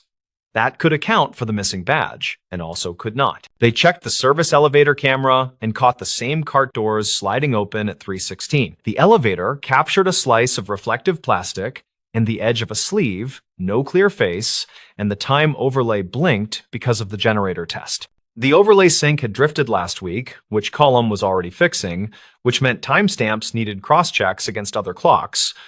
Leora asked for a still from the moment the cart paused at 12 East. Colm printed a page with the grainy frame that showed the cart handle and a sliver of the room placard. She carried the print back to the wing and held it near the door under the light. The sliver matched the height of the placard, which confirmed little, but the angle of the cart showed the handle turned inward, which delivery staff rarely did when rolling past. She took out her moisture reader and checked the wall behind the bed. The numbers showed dry, which fit the recent mopping. She checked the strip beneath the bed casters and saw a thin gray smear that did not look like dust. She swabbed it with a clean wipe and noted a faint powdery drag on the cloth, not slippery like floor finish. She sent the wipe to Central Supply with a note asking for a basic powder test, which was really a habit from her last job at a larger facility. In that job, she once traced a peculiar residue back to construction dust tracked from a blocked stairwell, which explained an odd cough cluster that week. She had learned that small housekeeping notes sometimes solved problems everyone else framed as strange luck. By late morning, she had a sketch of the corridor on her clipboard with marks for return vents and speaker positions. Raffi walked the ceiling path and found a junction where 2 return lines met above room 15, which could create a pressure sink if one line pulled harder. He said he would check the damper blades for manual marks, then pulled down a tile and sighed at a rusted screw. "This wing is like a ship that forgot how to float," he said, which she appreciated. A nurse from 19, an older man named Keaton Ward, 49, stopped by and mentioned something from winter. He said he heard a voice on the hall speaker one night that sounded like a whisper on a phone. Just one word that might have been wait. He filed the report with his supervisor and chalked it up to a bleed from the intercom test. He offered to show his written statement, which he kept in a folder because he kept everything. His statement matched the time when isolation overflow ended, which lined up with the damper story. Leora worked through lunch and built a timeline with the clearest markers. The service log showed an alarm at 3:12 and a linen event at 3:28. The call log showed a 1-minute station call at 3:29. The camera showed a cart at 3:19 by the hall feed with a possible overlay drift. The badge system had no hit at the elevator at 3:16, likely because of a basement badge only. None of that explained the made bed and the unplugged call light. She checked the oxygen cylinder rack in the utility room and counted 2 empties in the wrong slots. The exchange sheets said 4 full arrived yesterday afternoon, with 2 used overnight in rooms 17 and 20. That math should yield 2 full and instead showed 1, which could be a miscount or something more routine, like a cylinder staged for respiratory and not logged. She asked respiratory, who checked their sheet and said they had pulled 1 extra for a transfer that ended up canceled, and that the cylinder sat by a stairwell for 10 minutes while a therapist helped a patient. The therapist sent a note with the time, which was 3:25, which touched the period where things felt odd. By mid-afternoon, Central Supply texted back a photo of the wipe, with a small note. The powder fluoresced under a standard light test in a way that fit with foot powder or a powdered latex glove residue, not construction dust. That pointed back toward a human routine, not a leak from upstairs. The note did not accuse a person, and it did not need to. She went back to 12 East and sat in a guest chair and listened. She heard the sea through glass and vents, a soft hush without rhythm. She leaned forward and spoke into the empty room, a simple line that felt like testing a bridge. If anyone adjusted your alarms to keep the peace, I will put them back where they belong. Rafi returned with a small rag of paint, marked with faded red dashes. He had found the damper blades set to a position used during winter isolation, which explained part of the quiet. He reset the blades to neutral, then ran the test tone again. The hallway speaker sounded like a real alarm finally, and 2 nurses popped their heads out with startled faces, which reassured her and annoyed them. They still had to explain the made bed and the unplugged cord. She checked the discharge board again and found no new names, just a morning transfer to imaging. She pulled archived calls and found another brief call at 3:31 from the same station that ended without audio, which now looked like someone purging a stuck line. Column radioed that he found a maintenance note from Winter that instructed staff to purge stale intercom channels after negative pressure resets, which nobody had repeated since.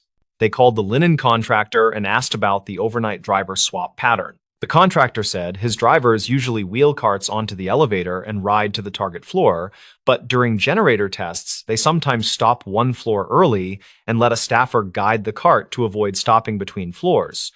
He checked his dispatch sheet and found a driver note that said elevator stopped short during test, staff pushed to 12, all good. He could not give a name, only the time block. By late afternoon, the picture sharpened enough to make sense without drama. A generator test overlapped with a linen delivery and a damper setting that muffled alarms. A staffer moved a delivery cart, paused by 12 East, noticed the mop bucket, pushed the cart aside, and quickly mopped a spill. The staffer made the bed to help, then forgot the call light plug during the rush.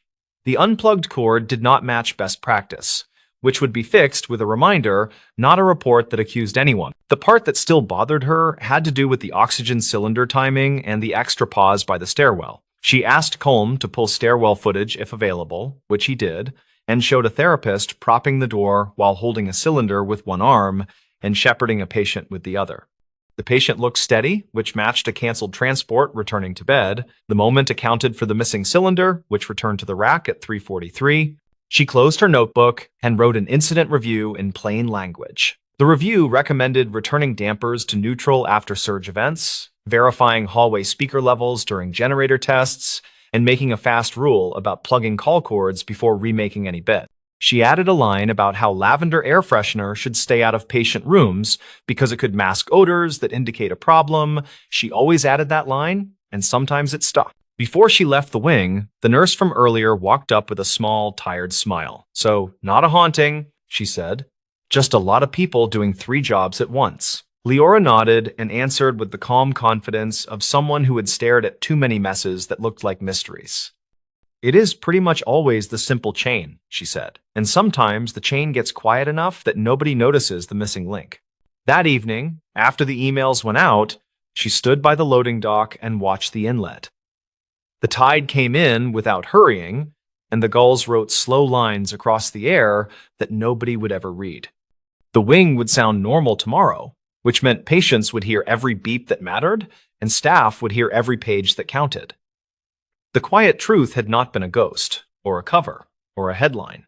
It had been dampers, timing, human judgment, and a hallway that swallowed sound for a while. She locked the dock door and tucked her clipboard into her bag. She would never tell the story with flair, because the unsung fixes never loved applause. She would remember the hush, though, and the way it taught her to trust the boring explanations first, then test them anyway. In a building stacked with lives and wires, truth rarely shouted. It arrived like a tide in a coastal wing, steady and patient, and loud enough once you fixed the vents. The stories. The night guard, who logged footsteps beneath the church basement.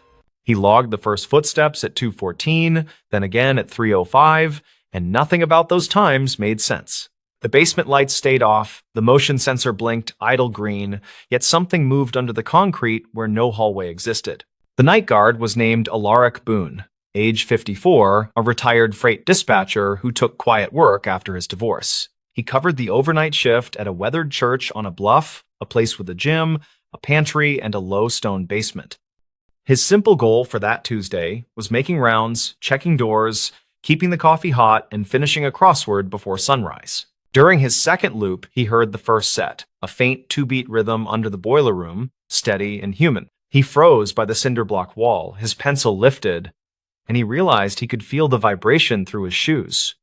He marked the time in his pocket notebook, then radioed a single check-in to keep the board honest. The church sat near a small river where old mills once ran, and tunnels stitched the slope like forgotten seams. He had heard stories from lunch volunteers about a coal chute, a dumbwaiter, even a choir passage sealed long ago.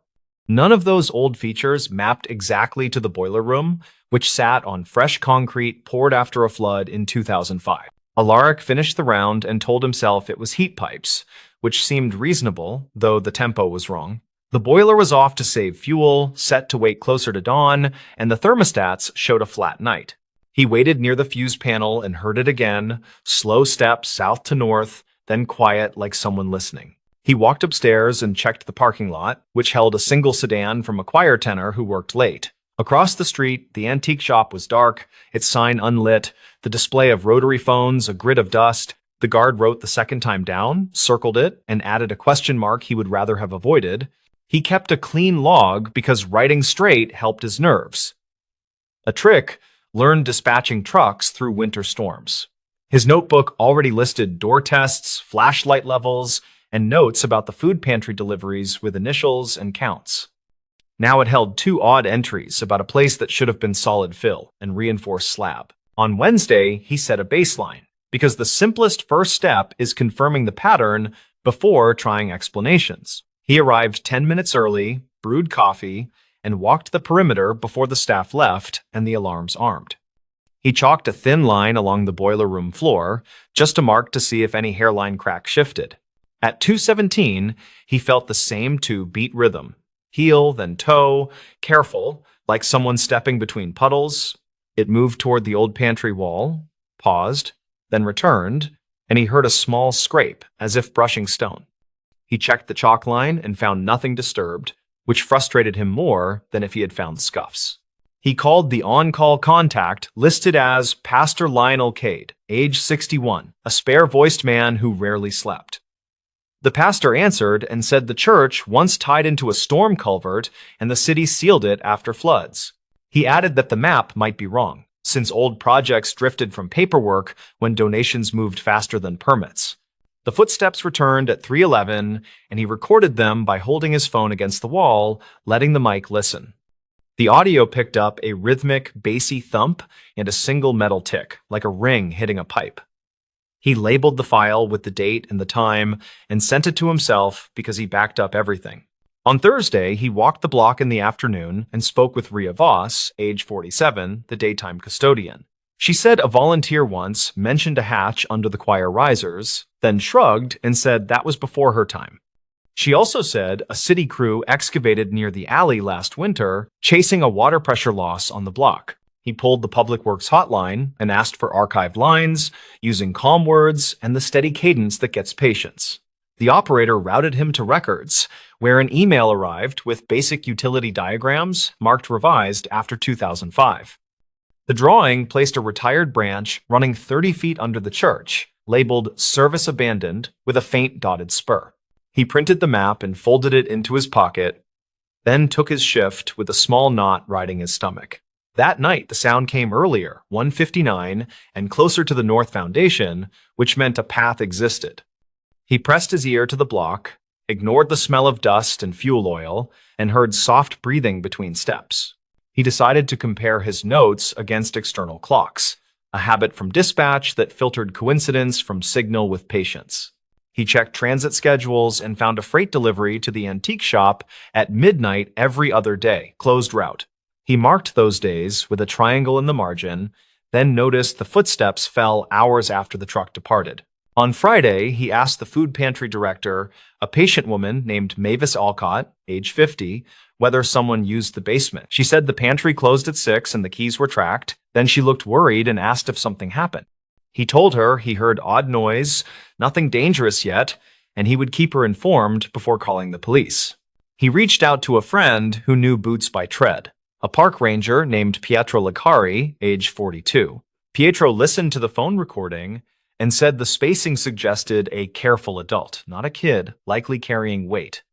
He told Alaric to watch for a scrape on the off foot, a marker of someone testing boards or stones. That night, Alaric brought a cheap wildlife camera from a hardware store, just a unit that logged sound and temperature changes. He set it in the boiler room, not for video since there was nothing to see, but for time-stamped audio. He also sprinkled a narrow ribbon of flour near the expansion joint because footprints sometimes post where eyes cannot. At 2:08, the floor hummed lightly, the air felt cooler near the wall, and the camera clicked after a shift. Later, he played it back and heard a new detail, a small spray like water under pressure, then a hand tap. It sounded like someone touched a pipe and felt for vibration, which made the knot in his stomach tighten. On Saturday afternoon, he visited the public library and asked for old fire insurance maps, the kind surveyors hoarded. The librarian brought a set from 1948 and 1963, which showed a coal room under the choir. A narrow passage ran toward the river, marked as service, with a note stating shared utility with neighboring parcel. The neighboring parcel matched the antique shop, which made sense to old builders who shared trenches and split costs when money was scarce. He copied the sheet and took it to the pastor, who studied the lines, then sighed and rubbed his jaw. The pastor said a previous board closed the passage after a minor flood, then let the city handle whatever remained. Alaric asked permission to open the old choir risers to check for a hatch, and the pastor agreed to supervised access. They pulled 2 sections and found only plywood and dust, which meant the hatch was either gone or moved. Yet along the north sill, a set of nails showed different age, darker and uneven, as if boards were reused. That night, the footsteps ran later, almost 4, and quicker, like someone in a hurry who disliked being underground. He thought about calling the police, but worried he would deliver a false alarm and lose the trust he needed. Instead, he called the non-emergency line and reported suspicious subterranean noise, and the dispatcher logged it with a routine number. On Sunday morning, a congregant named Basil Ortega, age 60, told him he once saw steam venting in the alley. Basil said it happened near a rusted rectangle that looked like an access panel, then he made a helpless shrug. He also said an unfamiliar white van loaded crates behind the antique shop 2 nights earlier, long after the truck left.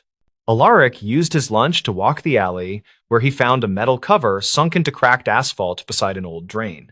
The cover was not city standard, the screws mismatched, the edges marked by recent scrapes where a bar pried. He took photos from 3 angles and emailed them to the pastor, then placed a tiny pencil mark by a bolt. He returned that night and listened, and when the footsteps began, he watched his phone clock and checked the flour. The new powder held a single faint dent by the joint, not a full print, but enough to show pressure. He leaned closer and smelled faint bleach, which meant someone cared about leaving little behind, a detail that narrowed possibilities. On Monday, he flagged the city water department and asked whether any reports showed pressure fluctuations overnight in that block. A supervisor called back and said there were brief spikes every few nights around 3, like a valve opening and closing. He added that an inspector noted a missing cap on a retired service branch near the river last winter. That call changed the tone, because pressure spikes paired with footsteps turned from mystery to infrastructure problem with risk. He told the pastor he would ask police for a walkthrough, then called the same dispatcher and requested a non-emergency assist. A patrol officer arrived with calm posture and a flashlight, listened to the audio, and agreed to a careful look. They checked the alley cover first and found the pencil mark missing, replaced by a fresh smear of dirt and oil. The officer requested a utility truck, and a crew appeared with a wrench and a portable meter that hummed softly. The crew measured sound through the cover and picked up flow. Not strong, but a whisper moving in pulses like breathing. They paused for a supervisor, who arrived with a locked case that held a camera snake used on drains and conduits.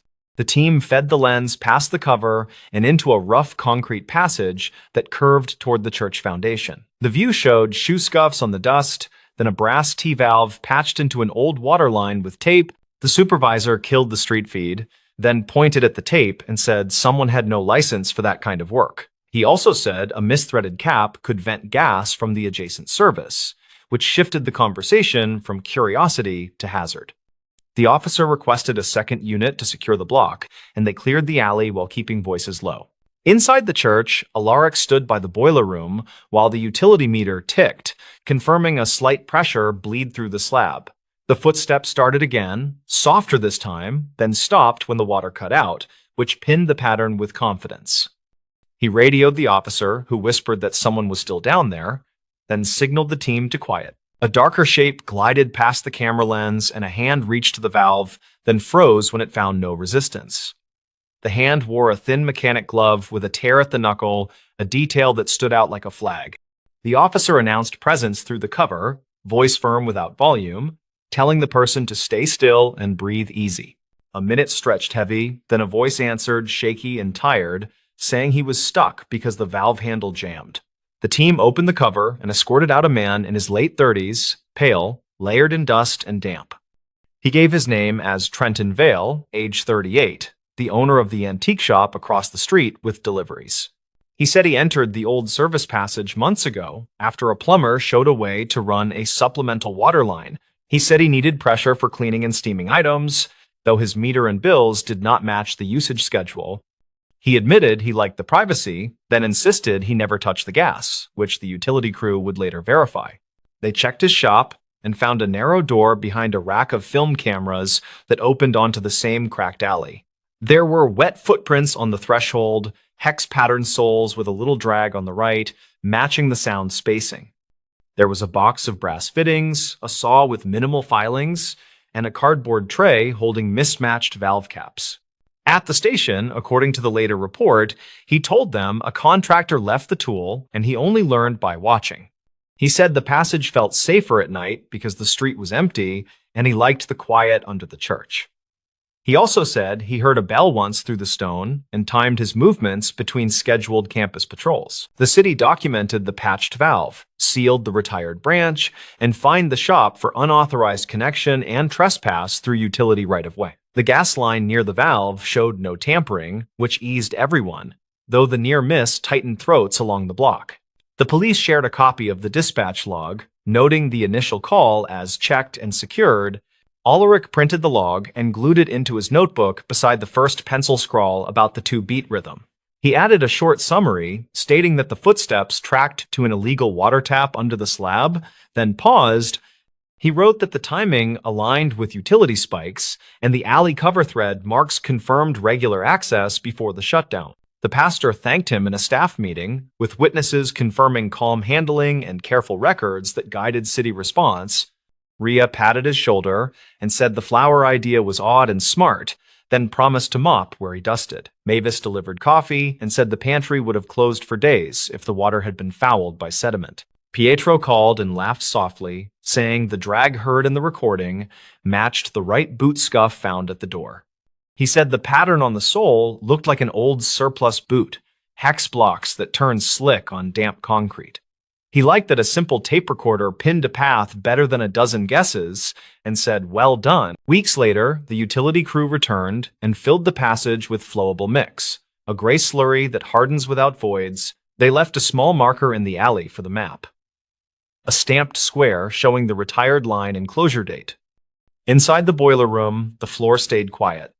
The green light blinked the same, and the chalk line gathered dust. People asked Alaric if he was scared while listening to footsteps underneath, and he always answered with a half smile. He said fear is different from alert, and alert is what he used when tracking trucks through black ice before sunrise.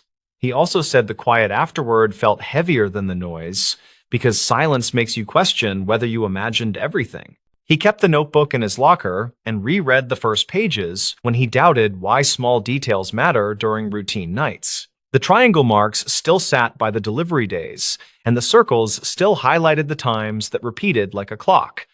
He had added a final entry, stating that listening is a skill, and that meters and maps are companions. Trenton kept the shop open under a suspended operations agreement, limited hours, supervised water, and a written promise about deliveries. He came by once with a receipt and asked the pastor to sign a community service form for repair work around the lot. He paused near the boiler room door and stared at the concrete, then thanked Alaric without meeting his eyes. Alaric nodded and said, "Take care," then wrote a line later that night about how people choose their own pressure. He meant water and he meant life, and the line read corny on the page, so he crossed a word and moved on. He folded the notebook closed, poured fresh coffee, and walked the church perimeter while the river hummed under the bluff. He still listened in places others ignored because careful listening had made a map where drawings ended and footsteps began. He carried the printed utility sketch until the paper softened, then kept the new revised copy with the closure stamp. He filed both in a manila folder labeled basement under the church, just a marker in case memory failed years later. In his mind, the story stayed simple. A man heard footsteps where no hallway should run and wrote the times carefully. The notes pressed outward into witnesses, maps, meters, and one rusted cover that told the truth when a bolt turned. The payoff was not drama, but a good fix, which is better, and the quiet afterward made sense again. Hey there, fans of the strange, dark, and mysterious. If you're into stories that make your skin crawl and keep you up at night, then buckle up, because this one's a doozy. Before we begin, tell me, where are you listening from and what time is it there? The stories. Paramedic who returned a ring to the ranger station. He found the ring beneath a bench outside the ranger station after a thunderstorm cleared and left everything smelling like pennies. The inscription was shallow from wear, yet legible enough to stop him cold before he tossed it in Lost and Found. His name was Daryl Keene, 32, paramedic on the rural night unit that parked near the station between calls. He had clocked out late and planned to drive home for eggs and sleep, nothing heavier than traffic and weather. The ring was small, silver, scuffed, with 4 letters etched inside that did not match any brand he recognized. He wiped it on his shirt, felt ridiculous superstition prickle his neck, then reminded himself that metal was just metal. He walked into the station lobby where the maps curled at the edges and flyers begged hikers to sign trail registers. The clerk on duty that morning was a seasonal hire named Isabel Rusk, 26, wildlife biology graduate and coffee loyalist.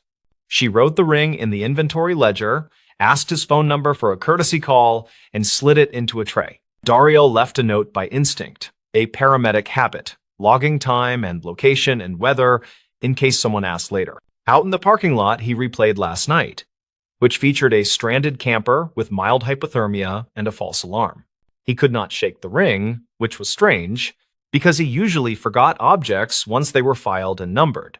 On his day off, he cut through town for groceries and noticed a poster at the laundromat that mentioned a missing ring. The page was sun-warped and stapled crooked, with a photocopied hand and the same 4 letters circled in black pen. The contact tear slip was gone, but a name remained that matched an old Ranger call sign he knew from dispatch.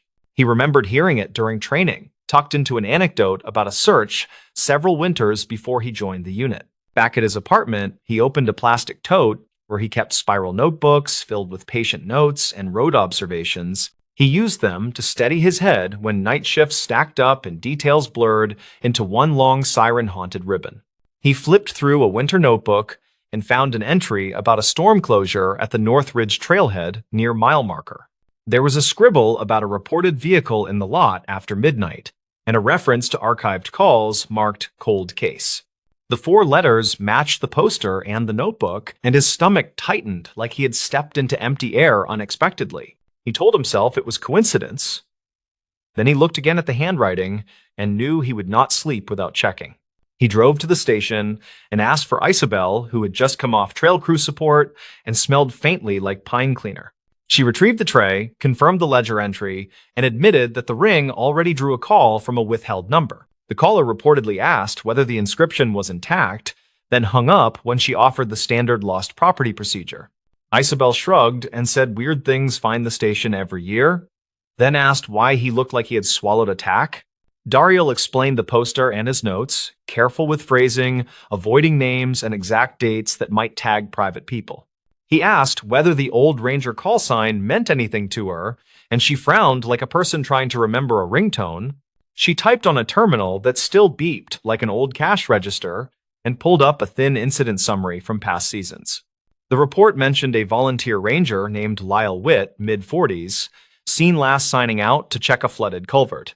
Witness statements suggested he turned off the main road to assist a motorist in a heavy rain that erased tire tracks. Final footage from a highway maintenance camera showed headlights near the ridge turnout, then heavy static as wind battered the lens. The 4 letters in the ring inscription matched his initials and a nickname the volunteer used on old trail day signboards. The summary ended with a note that the vehicle and the volunteer were not recovered despite grid searches and river scans. Dariel felt the room narrow, which happened to him on difficult scenes when he needed to pick the next useful action. He asked whether they ever collected personal property from that area, and Isabel said most recovered items turned up much later. She added that spring melt exposes things that winter hides, and lost metal often travels far in culverts and channels. Dariel asked to sign a witness statement, which felt strange, since his only act had been bending for a glint under a bench. He described the find with plain details, like distance from the threshold and position of the bench slats and water stains. He included the weather and the timestamp from his phone, then he photographed the ledger page with permission for his records. On his way out, he noticed a corkboard with dryer lint textures of flyers, including one about historic flood years and culvert maintenance. A little printed square described a storm nearly 20 years back that undercut the ridge road and formed a temporary sinkhole. The line about road repairs matched a rumor he had heard on overnight radio, the sort of thing callers debate between traffic updates. He took a photo of the square and wrote down the maintenance contact number, then drove home feeling like the ground rode along. That evening, he called the maintenance office and reached a supervisor named Raleigh Dim, 51, veteran of patchwork and paperwork. Raleigh remembered the volunteer by call sign and said the guy reportedly once welded a broken gate hinge on his lunch hour. He explained that the ridge turnout drained into a service culvert that emptied into an old arroyo behind a shuttered campground. He added that a private tow company once pulled an abandoned sedan from a side basin during late summer, then misplaced the paperwork. Dariel asked whether the county kept disposal receipts, and Raleigh said archived bills lived in a warehouse that smelled like motor oil. He offered to meet the next morning with access to the paper stacks if Dariel did not mind dust and swearing at faded ink. They met in a low building whose metal roof pinged when gulls landed, and Raleigh rolled out a ladder and a cart with binders. Dariel paged through invoices and found a line item for a recovered vehicle from the ridge vicinity after a storm year. The receipt lacked a plate number, which set his teeth on edge, but it listed a description that matched the volunteer's truck. A handwritten note in the margin directed the tow company to hold personal effects for a claim that never arrived or cleared. Dariel used his phone to scan the page, then asked Raleigh whether the side basin ever got dredged for heavy debris after storms. Raleigh nodded and said they tried, but the basin had pockets where things settled deep and stayed quiet until a new season. Back at the station, Isabel took the scanned receipt and added it to a folder that had begun to resemble a small case file. She called the number from the old poster just in case and it rang to a voicemail that no longer accepted messages. They agreed not to speculate out loud, which is how responsible people hold a line between curiosity and harm to private families. Instead, they requested access to dispatch logs from that storm week, using internal email channels and precise language about inventory continuity. The logs showed multiple calls reporting a stalled vehicle and disappearing taillights near the ridge turnout around the same time. One archived call captured a voice asking if the station had a spare chain, then cutting out as thunder rolled over everything. Dario listened and felt a human scale of time, the way a minute expands when weather takes over and simple plans collapse. He thought about why the ring would end up under the bench unless someone placed it, then pictured stormwater spreading like a net. Isabel checked the station exterior and found a grill over a drain that emptied near the bench after long downhill runs. She traced the channel on the maintenance map and saw a path from the arroyo through a culvert that cut beneath the parking lot. It sounded improbable at first, then they considered how small objects ride water differently than larger debris during heavy flow. A ring could slip past grates like a coin tossed to luck, then settle where turbulence died and janitors swept after hours. They walked the route during daylight and marked scuff lines from past flows, following pebbles like breadcrumbs to the station edge. At a low grate, they found a snag of twigs and a strip of cloth that might be from a work shirt pocket. Isabel bagged the cloth and labeled it for possible testing, though neither expected much, and both respected quiet possibilities. They logged locations and took photos from eye level and boot level, then stored everything in the folder that felt heavier daily. That night, a withheld number called the station again and left a message that asked whether the initials were still visible. The voice sounded older and careful, and the caller reportedly asked about stainless versus silver, then thanked someone who had not answered. Daryl suspected a relative who wanted privacy, so he did not push for a callback through caller lookup that might bruise boundaries. Instead, he asked Isabel to post a simple notice that an item was found, with identification proof required and no description. 3 days later, a woman arrived with wind-bitten cheeks and an envelope of photocopies of Trail Day signboards and old photos. She introduced herself as Marnie Witt, 50, postal clerk, and said she believed the ring belonged to someone she once knew. She produced a photocopy of a volunteer roster with initial marks that matched the inscription style and the spacing between letters. She also brought a scanned image of a birthday photo reportedly taken at the station picnic where the ring first appeared on a hand. Isabel followed procedure, asked neutral questions, and requested a description without revealing any difference between steel and silver. Marnie said it was silver and scuffed from manual work, and the letters were done with a cheap engraving pen from a hardware counter. She had no interest in press or drama, only closure regarding a box of things that never found a rightful shelf at home. She did not ask about remains or rumors, and the room felt like a church hallway, with voices quietly minding the floor echo. Daryl watched her study the ring like a person watching weather, accepting change without bargaining. Then she nodded and held it close. She signed the claim form and thanked them for record-keeping, then said she planned to take the ring to a quiet spot and breathe. After she left, Daryl and Isabel sat silently with a folder that could be closed even without answers that win headlines. They updated the file with non-identifying language, noting that the event remained unresolved, but an item found its probable keeper. A week later, Raleigh called to say the warehouse yielded another stack of toe slips that linked the earlier receipt to a dated work order.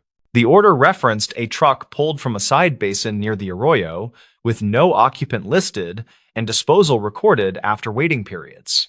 Dario printed the work order and attached it to the file, then suggested a courtesy memo to the county records office for alignment. The memo included excerpts from dispatch logs, witness statements, and the inventory ledger, written plainly, without speculation or sharp claims. He drove to the turnout that evening and parked where the wind rolled downhill like a waterless river over dry grass. He stood by the newly repaired grate and imagined a ring skipping through stormwater, then settling under a bench as the world dried. On the way back, he stopped at the laundromat and saw the old poster had been removed, the staple holes still marking the cork. He felt relief and something else that did not have a tidy name, a feeling like finishing a call without losing anyone.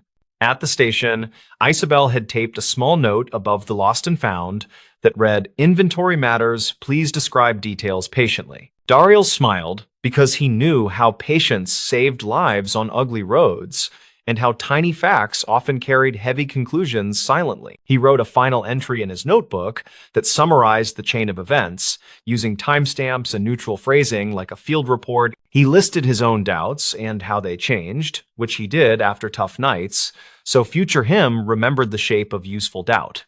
He drove home and fried eggs and left the radio off, letting the quiet fill in around the edges of the long day. In the morning, he returned to duty and checked his ambulance kit twice, then a third time, because routine confidence keeps hands steady. News never broke big from the ridge, and that felt right, because families deserve weathered truths without strangers guessing for sport. The station kept the folder in a locked cabinet with a slip that directed any future inquiry to records with gentle formality.